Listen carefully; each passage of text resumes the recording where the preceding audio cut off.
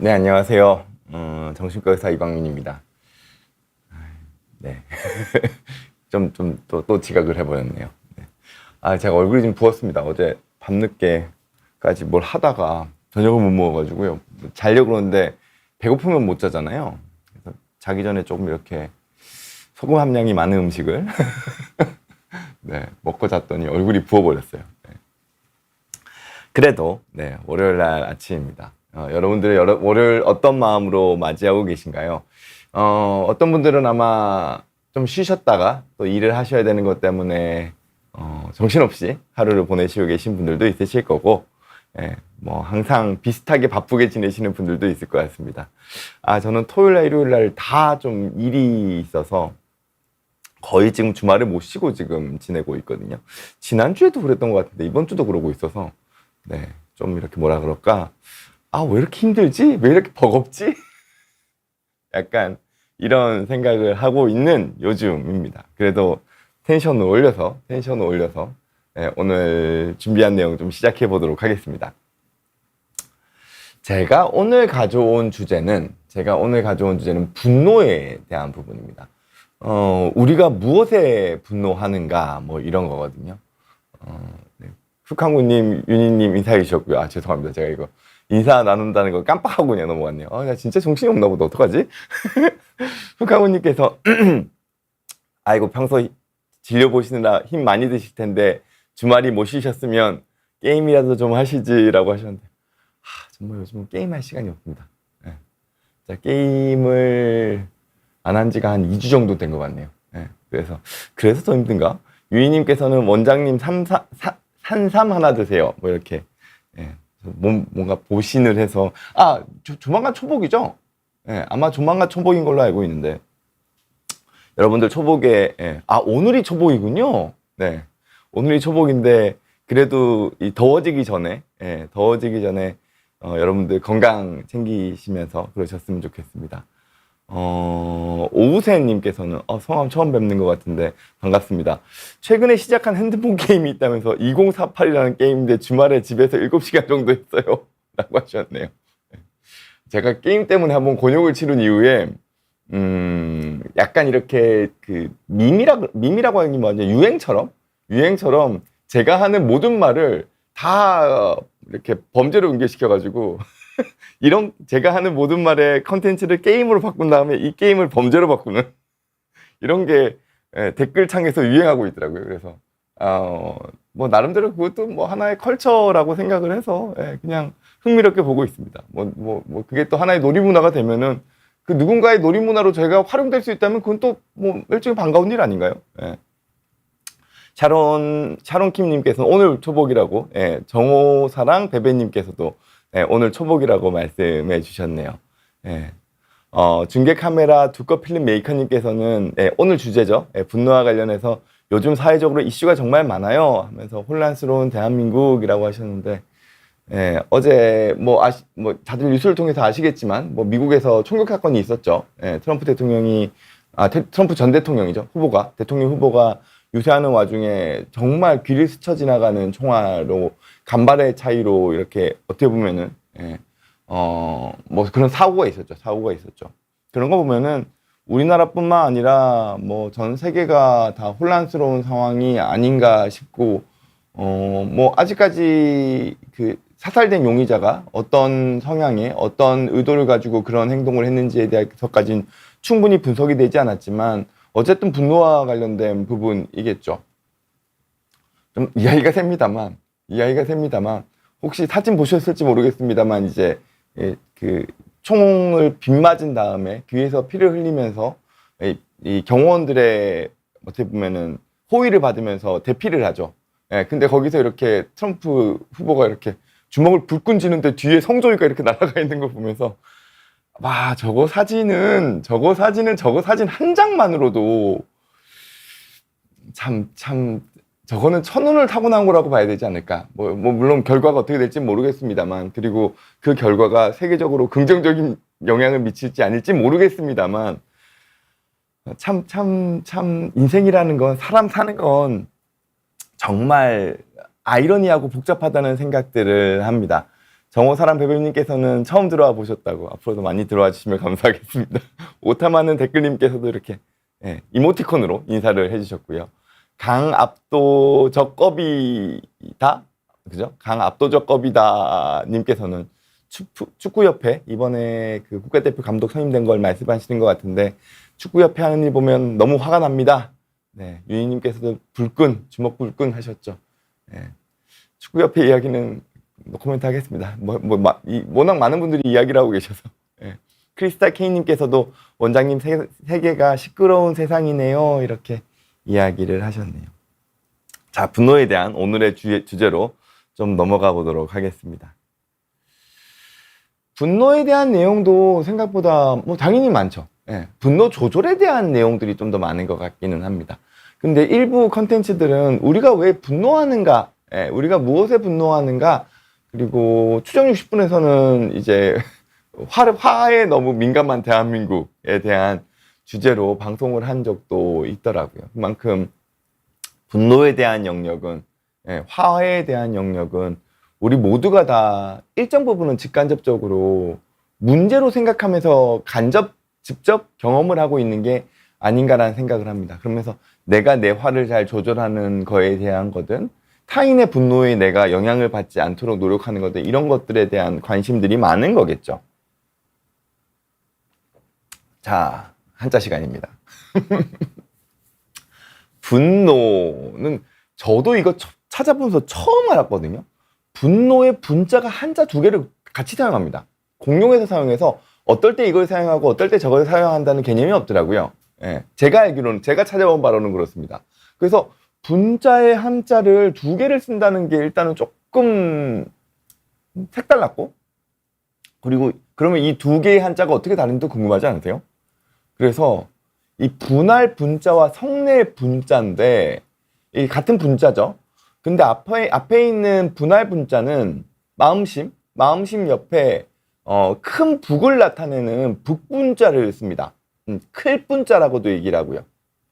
마음에서 막 큰 북이 막 전쟁터처럼 울리는 그게 이제 분한 거죠. 뭔가 분노 느낌이 나시나요? 그리고 성냄 분자는 마음 심자 옆에 나눌 분자를 사용합니다. 그래서 저 나눌 분자가 무슨 의미일까를 곰곰이 생각해 봤는데, 물론 다양한 해석들이 있습니다만 제가 생각한 성내 분자의 의미는 마음이 찢어질 정도로 화가 나는 거죠. 마음이 폭발하는 상황. 마음이 막 이렇게 산산조각 찢어지는 거 있잖아요. 폭발하듯이. 그럼 나눠지잖아요. 마음이. 그런 의미를 담고 있는 건 아닐까? 뭐 제가 물론 한자 학자는 아닙니다만 한자 학자는 아닙니다만 그런 생각을 좀 해봤고요. 노자는 성낼 노자입니다. 마음 심자에 종 노자, 노예 노자를 사용하는데요. 이게 이 노예한테 누군가가 성낸다는 마음을 이야기한다고 하는데, 뭐 종의 심정이면, 종의 마음이면, 노예의 마음이면은 화가 나지 않을까요? 억울할 거 아니에요. 종은 어찌됐건. 그런 걸 의미하는 게 아닌가 싶기도 하고, 또 한편으론 저 성낼 노자, 마음 심자의 노예 종자를 보면서 이 분노라는 게 결국에는 그 분노라는 감정에 우리 인간의 한 사람의 마음이 노예가 돼버리는 거잖아요. 끌려가 버리는 거잖아요.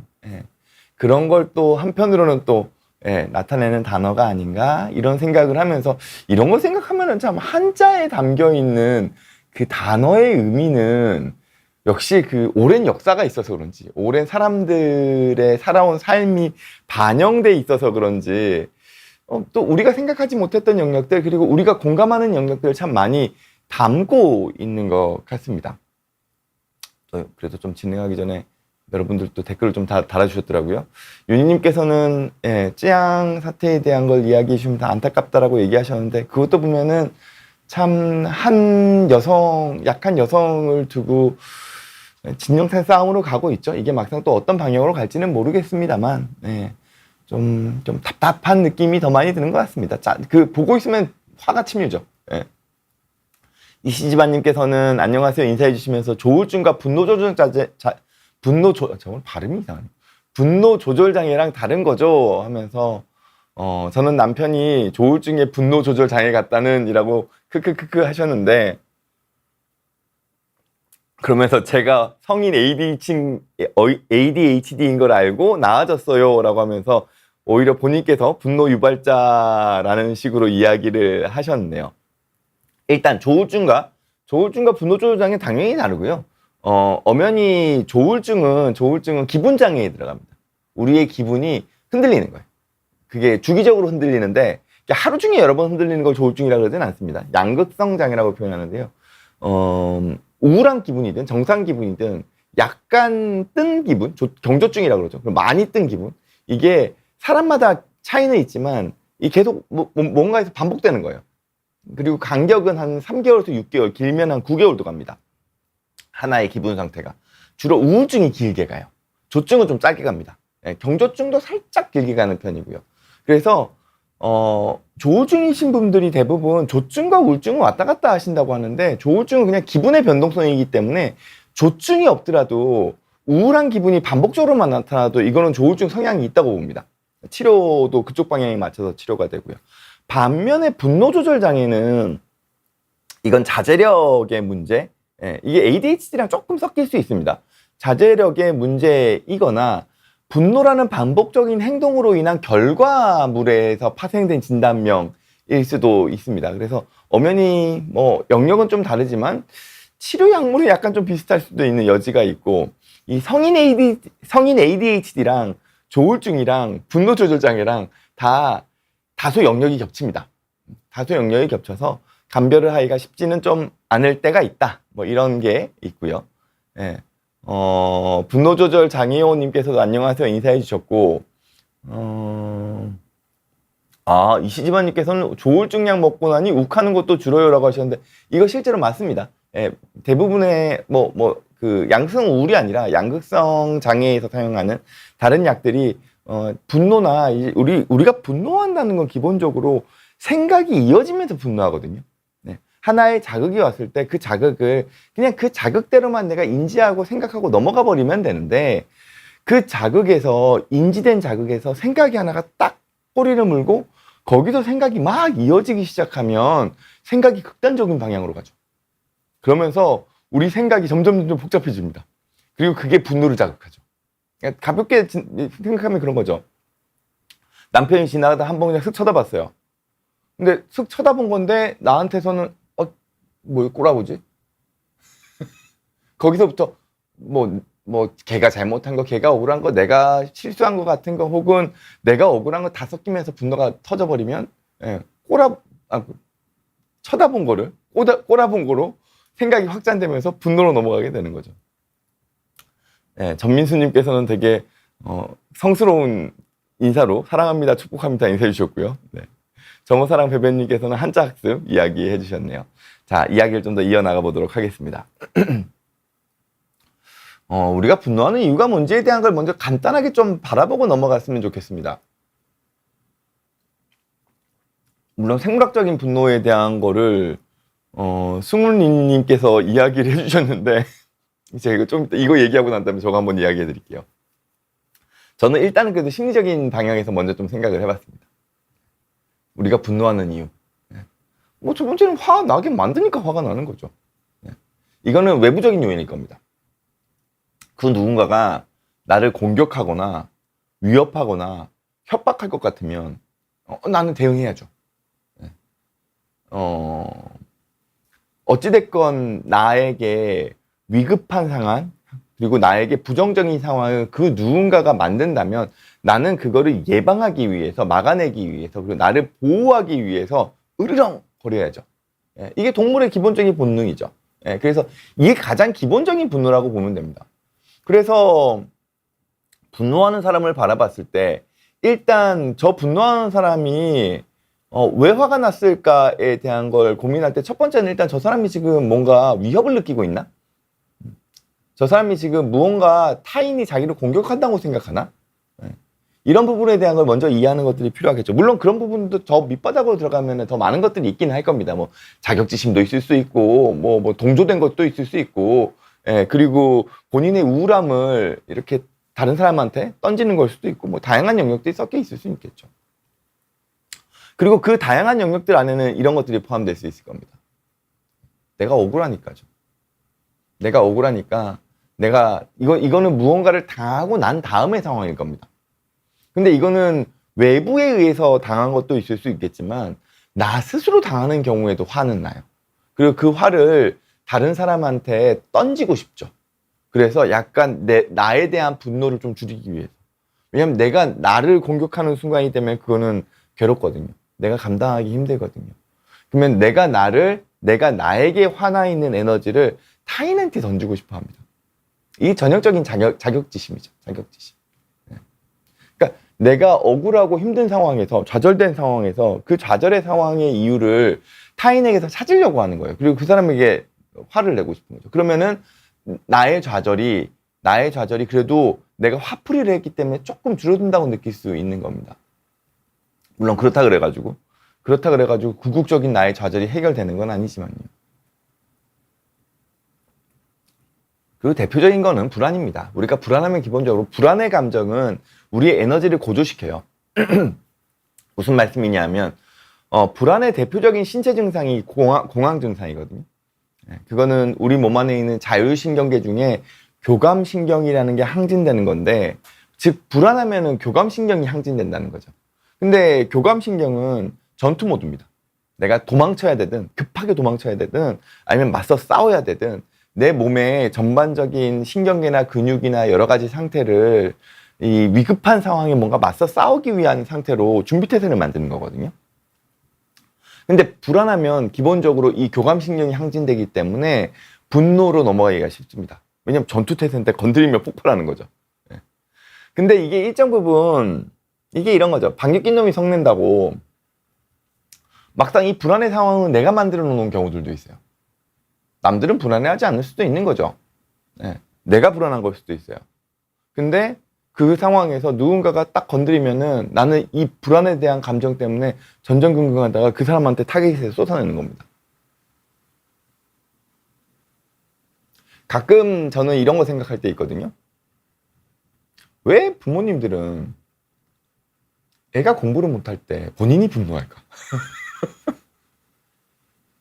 이게 뭐 본인의 좌절이 자식에게 투사됐을 수도 있겠죠. 혹은 뭐 자녀가 공부를 잘 못하는 상황 때문에 생길 수 있는 여러 가지 상황을 애보다 엄마가 불안한 거예요. 애가 불안해야 되는데 내가 이번 성적이 떨어지면 어떡하지? 내가 뭐 공부를 못해서 내가 원하는 학교를 못 들어가면 어떡하지? 내가 원하는 전공을 못하면 어떡하지? 이런 거에 대해서는 자식이 걱정해야죠. 본인의 일인데. 그래야지 본인 인생을 살아갈 거 아니에요. 근데 엄마가 더 불안한 거예요. 애보다. 근데 애가 공부를 안 해. 뭐 하나죠. 그래서 던지는 거죠, 애한테. 사실 그렇게 애가 공부를 안 한다고 엄마가 그 정도로 화를 낼 필요가 있나 싶을 때가 있잖아요. 여러분들 다 경험해 보셨나요? 제가 이렇게 얘기하는 건 저는 경험해 봤다는 거죠. 아유, 어떡하지. 저희 부모님이 보면 또 섭섭해 하시겠네.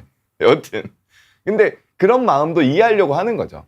그래서 제가 항상 그 자녀의 교육 문제 때문에 걱정하시는 부모님들을 뵐 때마다 드리는 말씀이, 제가 여기서도 여러 번 얘기는 했지만, 자녀가 가지고 있는 불안을 부모가 앞서가지 마라. 부모가 쫓아가야지. 그리고 자녀가 잘했을 때는 자녀가 만들어낸 성취 역시도 부모가 쫓아가야 돼요. 애보다 부모님이 더 좋아하면 안 돼요. 그런 얘기를 하는 거죠. 이거 다 이런 것과 맞물려 있다는 생각들을 좀 하게 됩니다. 넘어가기 전에 승훈님께서 코티졸 이야기를 해주셨어요. 화가 나면 스트레스 호르몬 코티졸이 증가한다던데, 코티졸이 항염증 자극에 좋다고 하고 화가 염증에 좋다는 말인지 의학적 설명 좀 부탁드립니다 하셨는데, 실제로 스트레스 호르몬은 코티졸입니다. 우리 그 콩팥이죠. 신장 위에 부신이라는 데서 분비가 돼요. 이 부신에서 분비되는 호르몬들은 우리가 뇌까지 이렇게 전달돼서 영향을 미치거든요. 그래서 이 코티졸이라는 물질 자체가 대표적인 이제 부신 피질 호르몬 중에 하나인데, 이 호르몬은 우리 몸에 항염증 작용을 하기는 합니다. 즉 무슨 얘기냐면, 코티졸이 뭐랑 비슷하냐면, 여러분들께서 아시는 그 스테로이드라는 성분 있죠.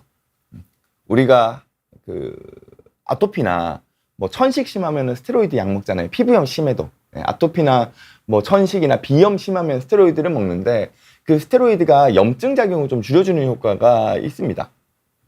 그래서 일정 부분 근데 이 코티졸이 왜 항염증 작용이 있을까에 있어서는 우리가 극도로 분노하는 상황은 이 우리 몸의 전반적인 대사가 항진되는 상황이거든요. 예. 그러면은 이 염증 작용이 좀 활발하게 일어날 수 있겠죠. 이제 그런 것들을 대응하기 위한 거라고 저는 좀 보여지기는 합니다. 근데 이 코티졸, 스테로이드가 우리 몸에 안 좋다 그러잖아요. 그것과 동일한 원리죠. 스테로이드가 항염증 작용이 있다 그래서 우리가 스테로이드 항상 먹지 않죠. 오히려 스테로이드를 만성적으로 복용하면 부작용이 엄청 크거든요. 예. 그런 것처럼 우리가 우리 몸에서 여러 가지 분노 상황이나 스트레스 상황에서 대처하려고 하는 호르몬 역시 그때 당시에는 우리를 잠재우기 위해서 우리의 어떤 몸 상태를 안정적으로 유지하기 위해서 항상성이라 그러죠. 안정적으로 유지하기 위해서 필요하지만 그렇다고 해서 그 물질이 항상 좋은 건 아닌 겁니다. 우리 몸은 기본적으로 올라가면 땡기려고 하고 밑으로 떨어지면 올리려고 하거든요.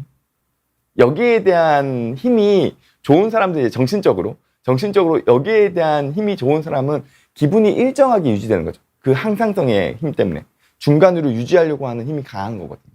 근데 이 힘이 약하면 올라갔다가 조증이죠. 또 떨어졌다가 뭐 회복됐다가 다시 떨어지기도 했다가 이게 출렁출렁 하는 거잖아요. 그거를 일정하게 우리 뇌에서는 맞추려고 하는 것처럼 스트레스 상황에서의 어떤 우리 몸의 여러 가지 변화들도 우리의 감정 상태나 그 분노 상태나 스트레스로 인한 우리 몸의 반응을 영향을 줄이면서 일정하게 만들어 나가는 그 항상성의 작용이라고 보면 좋을 것 같습니다. 또 재미난 주제가 있으시려나요? 그 사이에 뭐가 좀 많이 쌓였네요. 혹시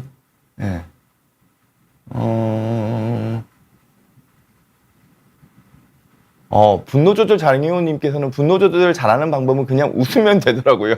그냥 웃는 게 진짜 좋은 것 같은데 의학적으로 그냥 웃는 게 분노 조절 잘하는 방법일 수 있나요? 인데 이거 맞습니다. 정신의학적으로도 맞는 게 우리가 가지고 있는 여러 가지 방어 기제 중에서 우리가 가지고 있는 여러 가지 방어 기제란 우리 마음에 있는 갈등이죠. 이 갈등이 분노를 유발하잖아요. 이 마음에 있는 갈등을 잘 해소하기 위한 방어 기제들 중에 잘 해소한다는 거는 성숙한 방어 기제라는 거고 잘 좋지 않게 나쁜 방법으로 나의 갈등을 해소하는 게 이제 미성숙한 방어 기제죠. 이게 아까 얘기했던 대표적인 게 투사입니다. 나한테 있는 화를 남한테 던지면서 남한테 화내는 거. 근데 성숙한 방어 기제 중에 대표적인 것 중에 하나가 유머예요. 그 웃으면서 넘기는 거예요. 농담으로 삼는 거죠. 저도 여러 가지 생각들을 해요. 제가 자꾸 이걸 언급 안 했으면 좋겠는데, 제가 최근에 어찌됐건 게임 중독이, 뭐, 범죄랑 연결된다는 어쩌고저쩌고 때문에 여러 가지 이슈들이 좀 있었잖아요. 그러면서 맨 처음에는 그냥 그 댓글들을 보면은 그냥 쌍욕이에요. 저에 대한. 네. 그러면 당연히 뭐 저도 힘들죠. 물론 보진 않습니다만. 근데 그 이후로 약간 댓글의 양상이 바뀌었어요. 아까 말씀드렸듯이 저의 멘트를 다 게임으로, 유사한 게임으로 연결시킨 다음에 이걸 범죄로 연결시키는 걸 이렇게 댓글로 다시는 거죠. 근데 그걸 보면서 느끼는 거는 한편으로는 재밌어요. 그 문장이. 그러니까 그분들께서 맨 처음에 저에 대해서 어떤 분노를 가지셨겠죠. 어떻게 게임을 범죄로 연결시켜서 우리를 다 범죄자로 몰려고 하는 거냐는 거에 대해서 분노하셨겠죠. 그러면서 저한테 막 쌍욕을 내뱉으셨을 거예요. 근데 그러고 난 다음에 뭔가 조금 지나가셨겠죠. 약간의 여유감이 생기신 거예요. 그러니까 이제 그 다음에는 이 분노를 조금 건강한 방식으로 좀 바꿔볼까라고 하는 게 이제 뭐 농담이나 유머가 섞여 있는 걸로 나온 게 아까 말씀드렸던 그런 방식의 뭐 제가 한 말을 게임으로 연결시켜서 그러니까 범죄로 연결시키는 그런 댓글들을 다는 거라고 생각을 하거든요. 그거는 일정 부분 우리가 가지고 있는 분노를 유머로 승화시키는 과정들로 보여질 수 있죠. 그리고 저 역시 그런 것들을 바라보면서 그래, 여기서 제가 또 배우는 것도 있어요. 배우는 것도 있는 거예요. 그래서 분노 조절을 잘하는 방법 중에 분명히 웃으면서 넘기는 그 유머라는 건 되게 중요한 영역인 것 같습니다. 자, 이러면 또 제가 시간이 쫓기기 때문에 또 준비된 내용을 좀 해보죠. 그래서 오늘 주제가 어찌됐건 간에 무엇에 분노하느냐잖아요. 그래서 그 무엇에 대한, 그 영역들에 대한 거를, 뭐, 이게 일정 부분 이유랑도 좀 섞이긴 합니다만 좀 가져와 봤습니다. 제가 첫 번째로 생각한 영역은 일상생활입니다. 우리는 일상생활에서 무엇에 분노하는가? 이건 되게 단순해요. 그 인사이드 아웃에 보면은 까칠이가 나오죠. 네. 이게 원어는, 영어 원어는 디스커스트입니다. 구역질 나는 거. 그러니까 뭐랑 비슷하냐 하면은 이때 얘는 인사이드 아웃 1 때부터 있었던 거기 때문에 어린 아이 때부터 있었던 감정이거든요. 맛있는 걸 좋으면은 기쁘고, 맛 없는 거 주면은 역겹죠. 맛없어 팔. 그게 디스커스트거든요. 우리가 기본적으로 애들이 화가 날 때는, 그 아이를 키워보면은 아이가 막 칭얼칭얼 우는데 가장 뭐라 그럴까, 화난 듯이 울 때가 배고플 때예요. 배고플 때 애가 까칠해지죠.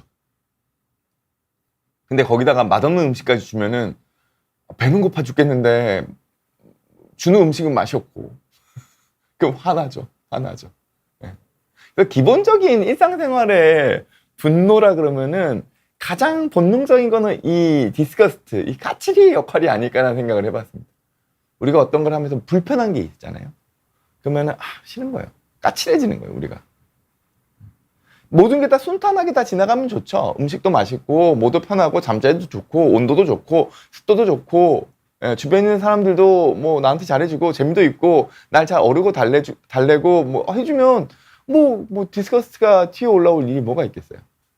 근데 일상생활에서 우리가 불편한 상황들을 맞이하게 되면, 기본적으로 우리는 까칠해지죠. 그리고 그게 커지면 분노로 넘어가는 거라고 생각을 합니다. 그게 앵거죠. 버럭이. 인사이드 아웃에서는. 근데 제가 여기서 좀 고민을 해봤던 게, 제가 얼마 전에 진료를 보는데 그러시는 거예요. 한 분이 본인 남편은 너무 젠틀하고 사람들한테도 너무 잘 대해주고 또 예의도 바르고 참 차분한 사람인데 운전대만 잡으면 완전 딴 사람이 된다고. 너무 난폭해진다. 끼어들면 크락션 울리는 것부터 시작해가지고 본인이 또 가가지고 끼어들고. 그러니까 저보고 왜 그러냐는 거예요, 남편이. 근데 저도 잘 모르겠더라고요. 왜 차분한 사람이 운전대만 잡으면 버럭이가 될까? 여러분 그거 고민해 보신 적 있으세요? 왜 그런지? 의외로 그런 사람 많죠. 저도 약간 그런 편이긴 하거든요. 저도 약간 그런 편이긴 한데 여러 가지를 고민하다가 생각했던 게 이겁니다. 아까 제가 분노가 일어나는 분노의 이유의 첫 번째는 내가 위협을 받는 상황이죠. 나의 안전이 위협받는 상황. 그러니까 나는 화가 나는 거예요. 근데 운전이란 기본적으로 사건 사고가 많죠. 그리고 뭐 스트레스를 일정 부분 이 레이싱으로 즐기시는 분들이 있을 수도 있죠. 왜냐면 익스트림 스포츠 좋아하시는 분들이 비슷한 원리잖아요. 근데 본인이 운전을 난폭하게 하고 있는 상황은 본인도 아까 말씀하셨던 스트레스 호르몬이 이 코티졸이 많이 분비되는 상황인 거예요.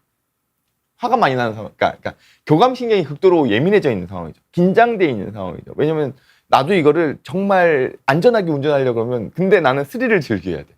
스릴을 즐기면서 안전하게 운전하려면 나는 극도의 집중력을 사용해야 되죠. 그 상황에서 누가 딱 끼어들면은 이거 자칫하면 사고 나는 거 아니에요. 사고 나면 크게 나겠죠. 그럼 나는 나의 안전에 위협을 받는 상황이잖아요. 그러니까 극도로 화가 나는 거죠. 제가 이걸 어디서 느꼈냐면은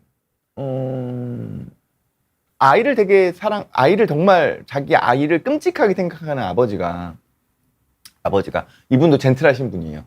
근데 어디 여행을 갔다가 어떤 사람이 자전거를 되게 위험하게 몰고 가는 거예요. 근데 아이한테 부딪히지는 않았어요. 근데 아이 앞을 쌩 하고 달려간 거죠.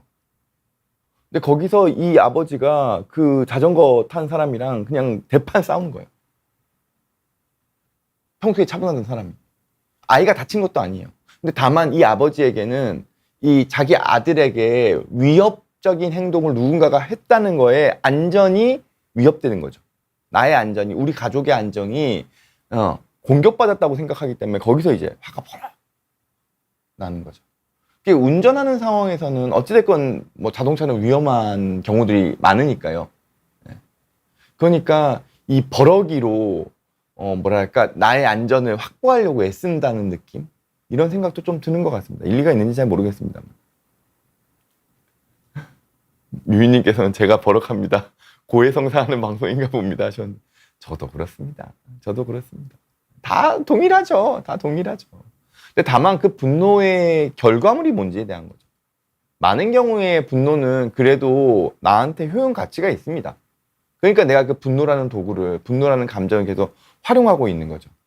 근데 분노가 문제되는 순간은, 분노 조절 장애라는 그 진단까지 고려해야 될 정도로 분노가 질병 수준이 되는 상황은 그 분노로 인해서 우리 삶이 부정적인 영향을 받을 때, 우리 삶이 피폐해져 갈 때, 나의 일상생활이 망가질 때죠. 나의 분노로 인해서. 혹은 내 주변에 있는 사람들이 피해를 받거나. 이럴 때는 이제 이 분노에 대한 거는 우리의 필요한 감정이 아니라 그때부터는 내가 조절해야 될 감정을 바뀌어버리는 겁니다. 자, 또 다른 분노의 영역입니다. 이 동일시 상황이라고 얘기를 했는데, 이게 어떤 상황이냐면요. 이거 딱 저이긴 합니다만. 주변 사람들이 정말 젠틀한 사람이에요. 주변에서 봤을 때는, 와, 정말, 이광민 선생님 가족들은 정말 좋으시겠다. 이광민 선생님 되게 가족들한테도 잘해줄 것 같다. 제가 실제로 그러면 이런 얘기는 안 하겠죠? 밖에서 정말 젠틀한 사람들이, 밖에서 사람들 다 맞춰줘요. 굳이 맞춰주지 않아도 되는 사람들한테까지도 다 맞춰줘요. 그런 사람들이 집에만 오면 가족들의 감정은 1도 맞춰주지 않는 사람들. 저 같은 사람들이죠. 반성을 하고 있습니다만. 고해성사하는 방송입니다. 네. 이게 가까운 사람들에 대한 분노거든요. 그리고 그 가까운 사람이라는 거는 그 사람이 나쁘다거나 나한테 위해가 된다거나 문제가 되는 게 아니라 내가 가장 편하고 내가 가장 의지할 수 있는 대상이에요. 그런 사람들한테 나는 막대하는 거죠. 이거를 고민하는, 제가 왜 이럴까에 대한 걸 고민하는데, 이거는 내가 가족이랑 동일시하는 거예요. 내가 타인이랑 나를 동일시하는 거예요. 반면에 밖에 나가서는, 집 밖에 나가서는 일반적인 밖에 있는 사람들은 나와 타인을 구분하는 거죠. 그러니까 타인의 감정이나 타인의 요구나 타인의 어떤 성향, 이런 것들을 타인이기 때문에 내가 신경 쓰면서 맞춰줘요. 왜냐면 나랑 다른 사람이니까 그 사람한테 인정받으려고 하는 거죠. 근데 나의 아주 가까운 사람들은 나랑 동일시하는 거예요. 근데 당연히 가족은 나랑 다른 타인이죠. 그러니까 감정도 다를 수밖에 없고 반응도 다를 수밖에 없어요. 그러면은 그 상황에서 나는 이 가족이랑 동일시되어 있는 상황에서, 근데 실제로는 타인이죠? 근데 내가 원하는 반응이 안 나와요. 내가 원하는 건 당연히 이런 반응이 내 안에서 나와야 되는데 상대방은 나의 생각이랑 좀 다른 거예요. 근데 나는 이 사람이랑 동일시가 돼 있어. 근데 대부분 타인을 너무 밖에서 사회적으로 타인을 너무 맞춰주려고 하는 사람은, 맞춰주면서 내가 인정받으려고 애쓰는 사람은 자기한테는 가혹해요. 그러니까 나는 희생하더라도 남한테 맞춰주거든요. 사회적으로는. 그러니까 나한테는 가혹한 사람이에요. 근데 지금 가족은 누구랑 동일시돼 있어요? 나랑 동일시돼 있죠. 그러니까 나랑 생각이 다를 때 내가 나한테 가혹하듯 동일시돼 있는 가족한테도 가혹한 거예요. 그게 동일시에서의 분노거든요. 좀 내용이 복잡하고 어려울 수는 있습니다만, 이게 기본적으로 자기한테 가혹한 사람들의 특징이에요. 그러니까 자기랑 동일시대에 있는 사람들한테도 가혹한 거예요. 그러니까 쓸데없는 화내고 시비 걸고, 그리고 자기 자신한테 화내는 거를 더 투사하기 쉽죠. 그러면 나랑 동일시가 돼 있으니까. 그러니까 나한테 화나 있는 감정을 예. 실은 나한테 화가 나 있는데 가족한테 화를 내는 거예요. 동일시대에 있으니까. 술 마시면 더 해요. 옛날에 그런 거 있잖아요. 드라마나 영화나 뭐 이런 데 보면은 밖에서는 굽신굽신거리고 있으면서 막 정말 모든 비난과 힐난과 없이를 당하던 가장이 집에 들어와서 술만 마시면은 가족들한테 막 난리치잖아요. 깽판 부리고. 자기 자신한테 화가 나는 거를 동일시대에 있는 가족한테 푸는 거예요. 네, 반성하게 되네요. 반성의 시간입니다. 또 다른 분노의 영역은 이게 요 다음에 영역 침범하고도 비슷한 겁니다만 이 자기 정체성과 관련된 부분입니다. 지금 무슨 얘기냐면은 특정 타인의 정체성을 이건 다른 사람의 정체성이에요. 근데 그거를 나의 정체성으로 가져온 거예요. 이게 정치에서 가장 많이 나타나는 성향이긴 합니다만 특정 정치인을 내가 뽑았어요. 뭐 그때는 아무 생각 없이 뽑았다 쳐요. 근데 뽑고 나니까 어찌됐건 내가 표를 줬잖아요. 그러니까 나의 어떤 정치적인 정체성이 나는 그 사람한테 표를 줬으니까 그 사람이랑 나랑 일정 부분 섞여 있다고 생각하는 거예요. 이것도 일정의 동일시죠. 근데 그 사람이 그 나랑 정체성이 공유되어 있는 그 사람이 누군가한테 공격을 당해요. 그러면은 내가 공격당하는 거 비슷한 것 같은 거예요. 실제로 내가 공격당한 게 아니거든요. 그럼 나는 이 상대방이 나한테 적이 돼버리죠. 이 정치 상황에서 보면은 그렇잖아요. 우리 그런 얘기 하잖아요. 아무리 친한 친구나 가족이랑도 정치 얘기하지 말라고. 그 이유가 뭐겠어요? 정치 얘기하면 결국 싸우니까. 왜냐면 정치라는 것 자체가 분노의 영역으로 쉽게 넘어가는 이유는 내가 지지하는 정당이든 후보든 뭐 대통령이든 대통령이었던 사람이든 대통령이 됐으면 좋겠는 사람이든 그 사람의 정체성이 나의 정체성이랑 어느 순간 좀 섞여져 있는 거예요. 엄연히 다르거든요. 엄연히 다르거든요. 그런 게 점점 심해지는 것 같은 느낌이에요. 물론 옛날엔 더 심했죠. 옛날엔 더 심했어요. 옛날에는 국가와 우리를 하나의 정체성으로 묶었잖아요. 옛날에 나 이거 너무 오래돼가지고 기억도 안 나네. 바뀌었잖아요. 국가에 대한 맹세? 국기에 대한 맹세. 나는 자랑스러운 태극기 앞에 조국과 민족의 무궁한 영광을 위하여. 옛날 거죠. 지금 바뀌었죠. 몸과 마음을 바쳐 충성을 다할 것을 굳게 맹세합니다. 지금 여기까지 안 가죠. 저희가 그래도 고등학교 때까지는 이 멘트 썼던 것 같네요. 이 멘트만 보더라도 이거 국가와 본인을 동일시하잖아요. 근데 나는 국가가 아니에요. 국가는 나를 지켜줘야 될 의무가 있죠. 근데 내가 모든 걸 다 바쳐가지고 국가를 위해서 할 수는 없어요. 국가가 만약에 다른 방향으로 가면 거기에 대해서 나도 무언가를 던질 수 있죠. 그리고 그게 우리 민주주의 사회에서는 지금 가능한 사회이기도 하고요. 과거에는 그걸 더 강하게 매칭시켰던 것 같기는 하네요. 근데 지금은 국가가 아니라 약간 색깔론으로 바뀌어져 있죠. 옛날에 이게 또 지역론이었어요. 그죠? 근데 지역론은 조금 그래도 줄어든 것 같고, 지금은 약간 정당이나 특정 후보? 특정 인물에 대해서 정체성으로 가져가는 거죠. 이게 또 세대마다 좀 다른 것 같아요. 세대마다 그러니까 연배가 좀 더 있을수록 가치관? 이데올로기라 그러나요? 그런 거에 대한 게 좀 더 강한 것 같고, 좀 더 젊은 세대일수록, 특정 영역에서의, 소위 말해서 이익집단과 관련된 부분들, 이게 얼마만큼 나한테 효용 가치가 있느냐, 이게 얼마만큼 나의 지금의 상황을 대변해 주느냐에 대한 영역들을 더 강하게 가져가는데, 그게 또 약간 젠더랑 섞여 있죠. 여튼 복잡합니다만, 이게 자꾸 이렇게 타인의 정체성을 내 정체성으로 가져가는데 그 사람이 공격을 받는 것 같으니까 나도 그 공격하는 저에게 화가 나는 거예요. 지금 광화문 가보면은 그렇죠. 요즘은 용산으로 바뀌어져 있긴 합니다만, 거기 보면은 사람들이 다 화가 나 있어요. 다 화가 나 있어. 그리고 그 화를 서로 돋가요. 분위기를 맞춰가지고는. 제가 안 그래도 주말 사이에 광화문에 잠깐 일이 있어가지고 갔는데, 와, 깜짝 놀랐어요. 물론, 뭐, 그분들의 의사를 충분히 존중합니다. 존중하고, 이해하는 측면도 없잖아, 있어요. 예.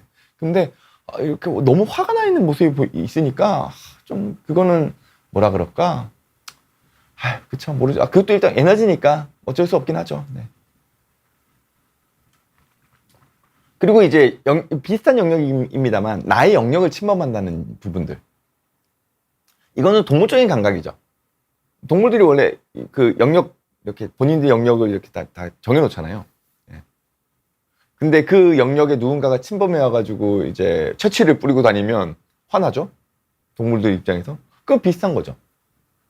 근데 이제 현대사회에 와서는 이게 일정 부분 우리의 영역들, 내가 가질 수 있는 영역들이 워낙 지금 경쟁이 심하다 보니까, 예, 너무너무 붙어 있어요. 그러니까 자꾸 영역 침범들이 너무 많은 거예요. 그리고, 뭐라 그럴까? 이런 상황에서 우리가 꼰대라고 얘기하잖아요. 나의 어떤 특정 영역에 대해 가지고 이래라 저래라 하는 그런 것들이 있으면, 훈수가 있으면, 그러면은 이건 영역 침범이죠. 근데 이 훈수라는 영역은 꼭 꼰대의 영역은 아닌 것 같아요. 이제는 더 이상 꼭 뭐 연세가 있으신 꼰대만 막 이렇게 뭐 훈수 두고 뭐 이래라 저래라 하는 것 같지는 않아요. 예. 이건 뭐 젊은 세대도 마찬가지라고 생각은 합니다. 뭐 이건 뭐 다양하게 섞여 있을 수 있겠죠. 아까 언급한 정치도 있을 수 있고 관념, 그리고 내가 일하는 영역, 그리고 내가 가지고 있는 전공, 그리고 뭐 아이돌도 마찬가지죠. 아이돌들도. 내가 정말 좋아하는 아이돌이 다른 아이돌에 의해 가지고는 순위가 밀리는 것 같으면 화나죠? 그리고 또 하나는 이런 겁니다. 가스라이팅의 영역. 이거는 선동이에요. 분노도 전염되거든요. 나는 굳이 화가 안 나도 돼요. 근데 나랑 비슷한 무언가를 공유하고 있는 내 옆에 있는 사람이 극도로 화를 내고 있어요. 그러면서 나한테 야, 너도 지금 나랑 같은 편이잖아. 이거 지금 같이 있잖아. 공유되고 있잖아. 너도 화내야지. 왜 화를 안 내? 같이 화냅시다. 우와!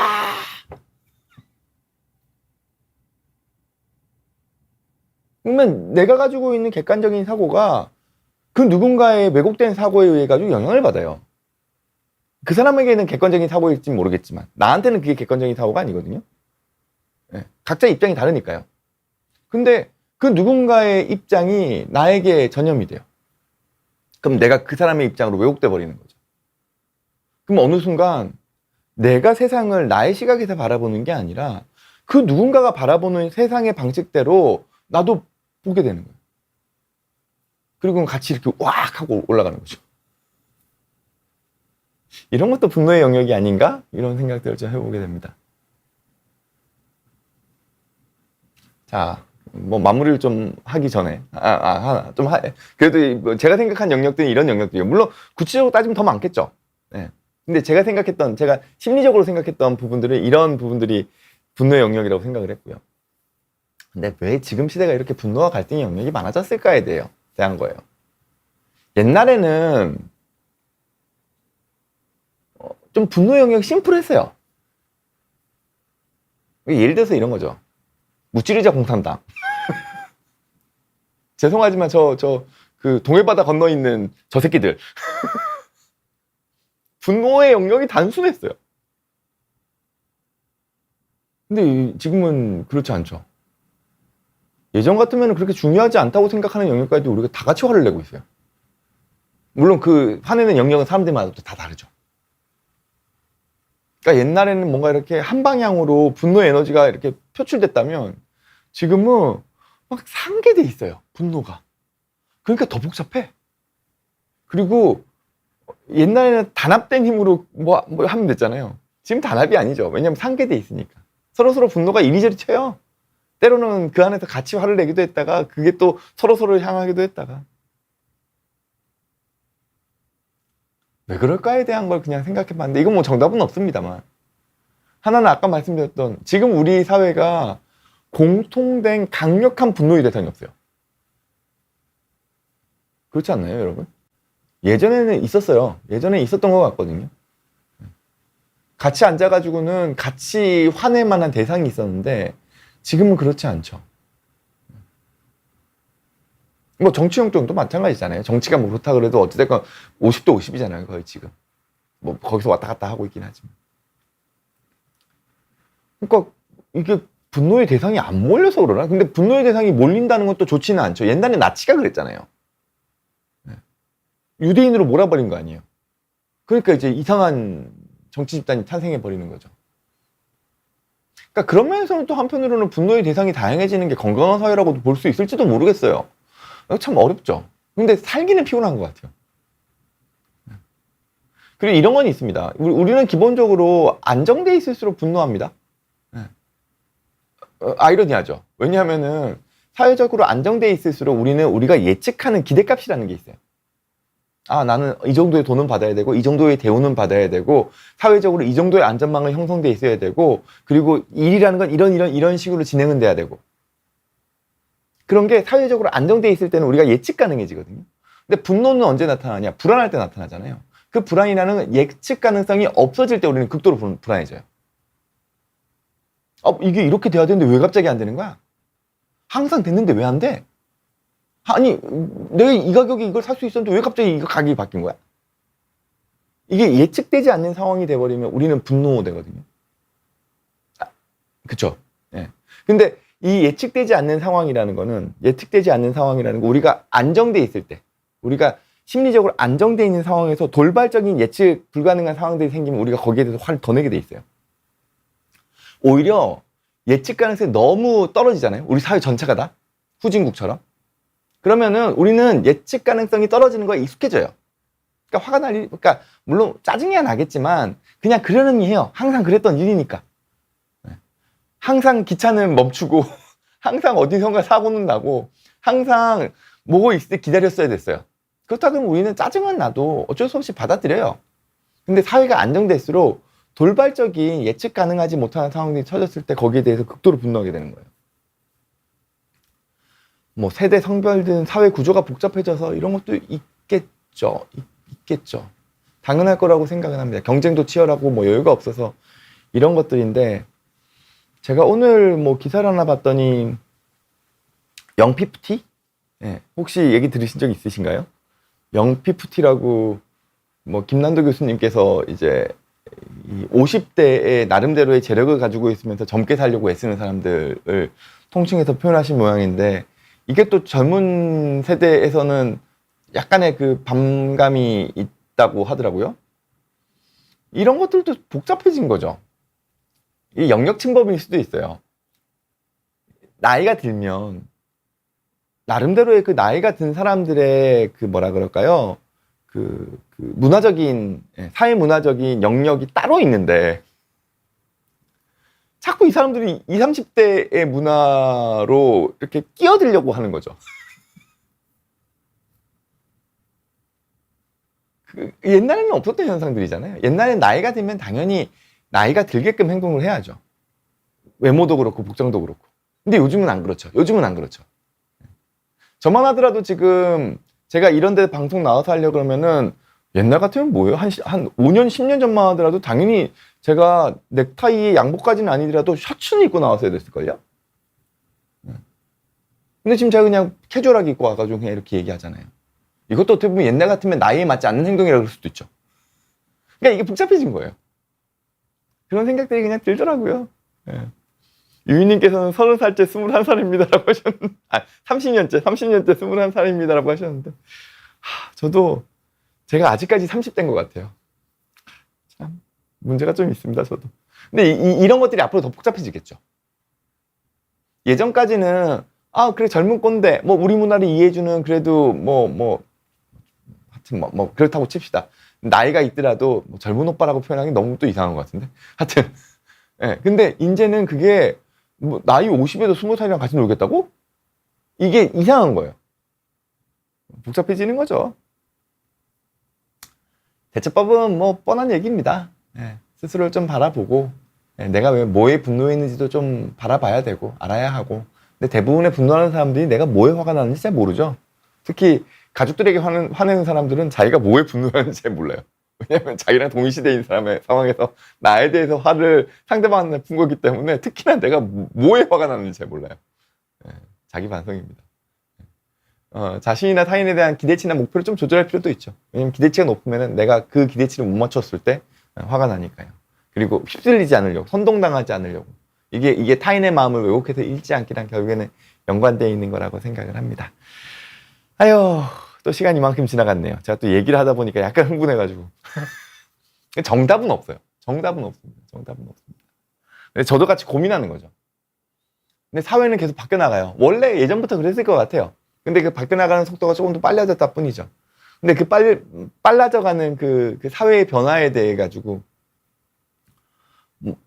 저도 이렇게 그 변화를 지켜보려고 애쓰는 사람 중에 한 명이거든요.